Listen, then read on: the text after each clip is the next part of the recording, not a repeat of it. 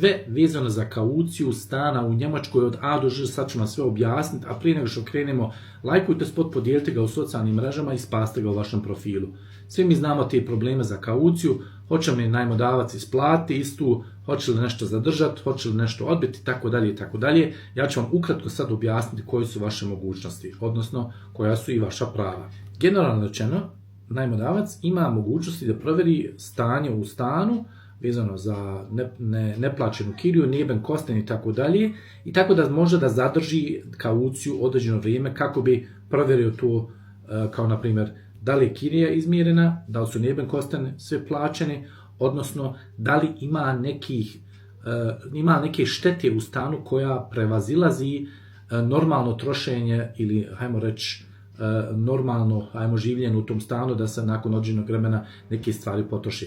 Veoma bitno, vaš Haftpflichtversicherung, ja vam mogu preporučiti jedan moj koji ja koristim, koji je izuzetno dobar, pišite mi porukama, pokriva sve te troškove vezano za te neke štete u vašem stanu.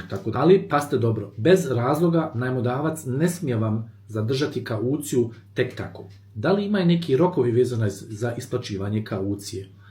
Generalno rečeno, najmodavac ne mora vam odmah nakon što ste vi napustili stan isplati kauciju. Generalno se kaže otprilike 3 do 6 mjeseci da to sve provjeri, i ako u slučaju, ako on ne isplati to do tada, nakon 6 mjeseci, obrate mu se pismeno, zatražite znači da vam se vrati kaucija i napišite u svakom slučaju, veoma bitno, isplatu roka, da mu dajete rok od, na primjer, 2 sedmice da vam on to isplati. Ako najmodavac želi da zadrži dio kaucije, onda zatražite račune i potvrde zašto on to želi, iz kojeg razloga, da vidite šta on želi time da pokrije. Možete mu, na primjer, i ponuditi da jedan dio kaucije isplati vama, a da jedan dio zadrži. Na primjer, imaju neki troškovi u visini možda neki, hajmo reći, 500 eura, a vi imate kauciju od, na primjer, negdje 1500 ste dali, onda vi možete otprilike reći, prijatelji moj dobri,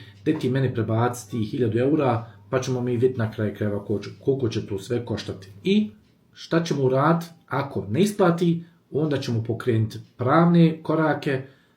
Veoma bitno da imate reščuc, imate u mom profilu Wonderlink gdje možete, ako nemate do sada, napraviti i Rechtschutzversicherung, i veoma bitno da se pokrene određeni postupak protiv najmodavca. Možete to i preko Mieterverein, da vam on pomogne u toj situaciji. Ako vam se svidio spot, lajkujte ga i vidimo se u narednom klipu.